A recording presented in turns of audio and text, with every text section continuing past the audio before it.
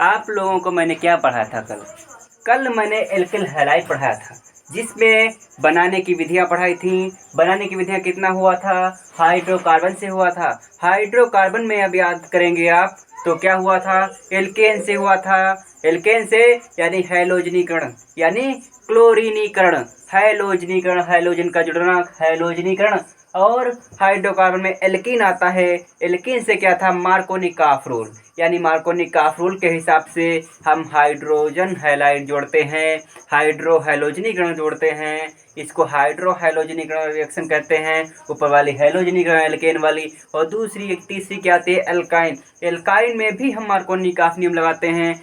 कभी कभी alkene alkyne में एंटी मार्कोनी-काफ नियम भी लगता है। अब वो कब लगता है, वो कब लगता है, जब हम कोई पराक्साइड ले आए। क्या ले आए, जब कोई पराक्साइड ले आए। और पराक्साइड जब भी लाते हैं तो HBr के केस में ही काम करता है ये। और यदि HCl HI आ जाए, क्या है, HCl HI आ जाए तो इस केस में आपका पराक्साइड इफेक्ट नहीं डाल पाएगा और उसका कोई प्रभाव नहीं पड़ेगा। यदि HBr होगा, क्या होगा, यदि HBr होगा तो उसी केस में सिर्फ क्या होगा, पराक्साइड इफेक्ट होगा, पराक्साइड का प्रभाव दिखाई देगा। और क्या होगा, मुक्त मूलक की तरह व्यवहार करेगा, यानी कि जहां हाइड्रोजन ज़्यादा होंगे वहां पर भी Br आ सकता है। ठीक है, वहां पे ज़्यादा मात्रा में आएगा। दो तरीके बन रहे थे, एक तो जहां हाइड्रोजन ज़्यादा है वहां हाइड्रोजन जुड़ रहा था, और उधर जहां हाइड्रोजन कम थे वहां पे ब्रोमीन या हैलाइड जुड़ रहा था। तो वो क्या था, मार्कोनी-काफ नियम। लेकिन एंटी मार्कोनी-काफ नियम क्या था,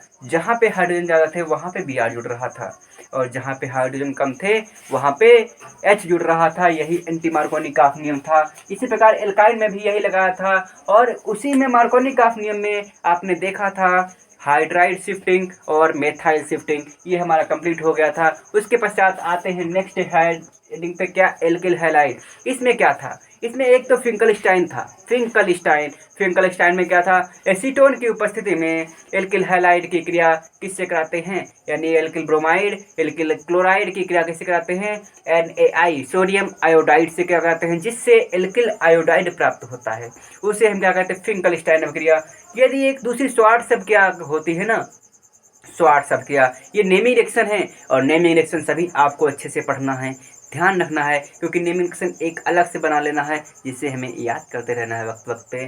तो क्या है, श्वार्ट्ज रिएक्शन में क्या था, AgF हुआ, Ag2F2 Hg2F2 हुआ, SbF3 हुआ, COF2 हुआ। तो इन सबसे यदि हम क्रिया करा दें एल्किल क्लोराइड ब्रोमाइड की तो क्या होगा, एल्किल फ्लोराइड बन जाएगा। तो ये हमारा क्या हो जाएगा, श्वार्ट्ज रिएक्शन हो जाएगा। ठीक है ना, फिंकलस्टाइन श्वार्ट्ज रिएक्शन इसमें 2 हो गई, इसमें 3 हो गई। और ये एल्कोहल, अब क्या पढ़ाएंगे, एल्कोहल। नेक्स्ट क्या होगा, एल्कोहल। तो देखिए,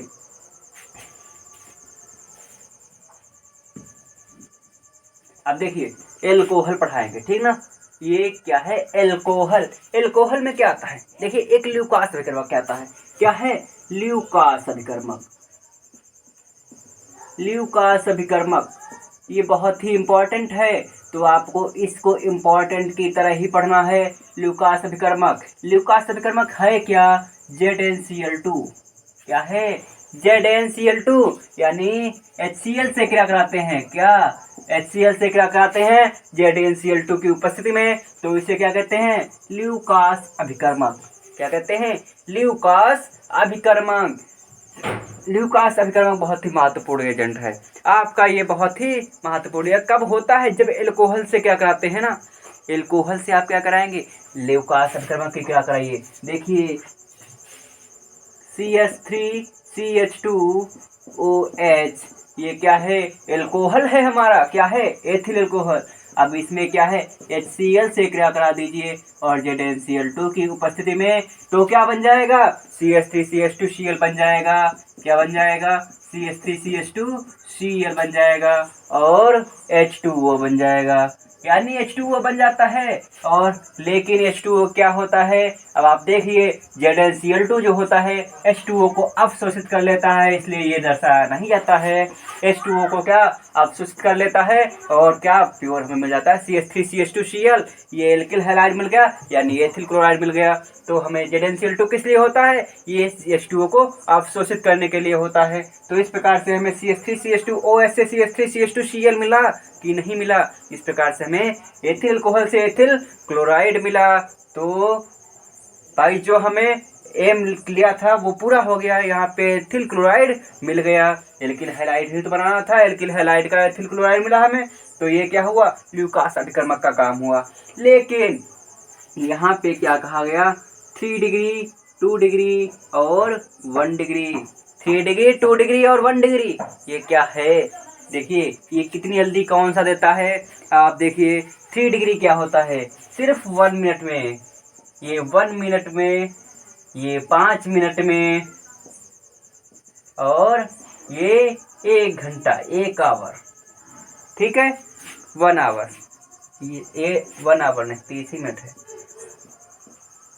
30 मिनट से यानी 1 आवर तक ना।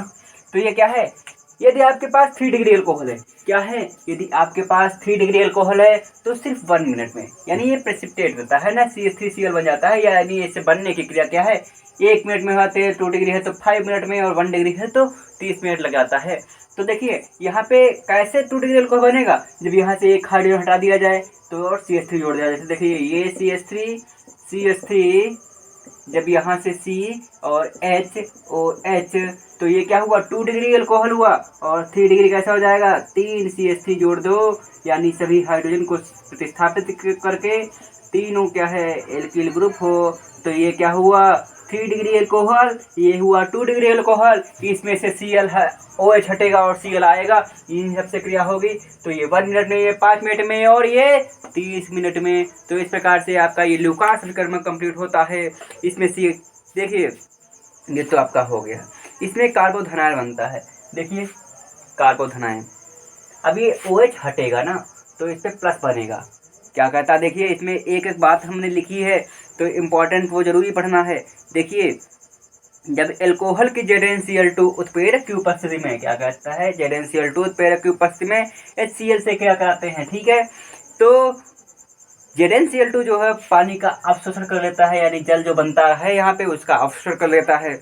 इसमें कार्बोधनायन बनता है, कार्बोधनायन यानी OH हटेगा तो यहाँ पे प्लस आएगा नहीं आएगा, कल मैंने एक मैकेनिज्म की तरह से बताया था ना, CH3CH2 प्लस आएगा नहीं आएगा, OH माइनस निकलेगा तो ये कार्बोधनायन बनेगा, और यहाँ से H+Cl- टूटेगा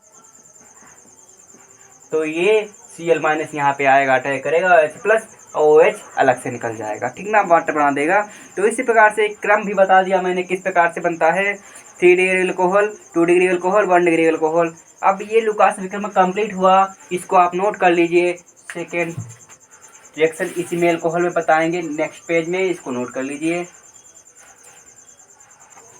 अब देखते हैं क्या है, PCl3 और PCl5 से क्रिया। देखिए एक तो एल्कोहल क्या है, CH3OH दिया हो, ठीक है, इससे PCl3 से क्रिया करना है, और एक CH3OH दिया है और PCl5 से क्या करता है। ये हमें याद तो रहता है लेकिन कन्फ्यूजन इसमें बहुत आ जाता है। इस कन्फ्यूजन को दूर करने के लिए देखते हैं क्या करते हैं हम। देखिए यहाँ पे 3Cl है तो क्या करेंगे, 3 ले लेंगे तो क्या बन जाएगा, CH3Cl, और यहाँ पे 3H बचे, 3O बचे, और P एक है तो क्या बन जाएगा, H3PO3। सिंपल क्या है, यहाँ पे 3Cl तो 3 इसके अणु ले लेंगे, 3 अणु ले लेंगे तो 3CH3Cl तो बन ही गया क्योंकि 3Cl है, और 3O बचे, 3H बचे तो H3, एक P बचा तो P, और O3 बचे तो H3PO3। अब देखिए कुछ लोग सोचते हैं इसमें H3PO3 आएगा, लेकिन नहीं, क्यों इसमें आया, क्योंकि अब भाई ये 3Cl तो 3 इधर ले लिए, आप बैलेंस कर लो, जो बचे वही लिख दो, जितने हाइड्रोजन जो हों वही सब लिख देंगे तो क्या आएगा, H3PO3 आ जाएगा। अब देखिए CH3OH एल्कोहल PCl5, तो इसमें कुछ नहीं, CH3Cl बनाना है, मेरे किल बनाना है, CH3Cl लिखे। अब क्या लिखे, P बचा यहाँ पे, O बचा यहाँ पे, Cl4 बचे हैं तो POCl3, यानी एक H बचा है तो HCl निकाल दीजिए। देखिए HCl, अब जो बचा है वो लिख देंगे POCl3। इस प्रकार से दोनों रिएक्शन कंप्लीट हो गई। ये फास्फोरस ट्राइक्लोराइड, ये फास्फोरस पेंटाक्लोराइड, PCl3 से किया, PCl5 से किया। तो इस प्रकार से दोनों क्रियाएं कंप्लीट हो गई। भाई ये दोनों आपके फास्फोरस हैलाइड, यानी फास्फोरस हैलाइड से हम बना रहे हैं, इससे फास्फोरस हैलाइड से। इस प्रकार से हमारी ये भी कंप्लीट हो गई दोनों रिएक्शन। अब इसमें नेक्स्ट देखते हैं P+Br2 क्या है। देखिए इसमें अगली रिएक्शन है फास्फोरस ट्राईब्रोमाइड था फास्फोरस ट्राई आयोडाइड। इन सबसे क्रिया कैसे कराएंगे, अब ये इसको आप पहले लिख लीजिए फिर बताते हैं।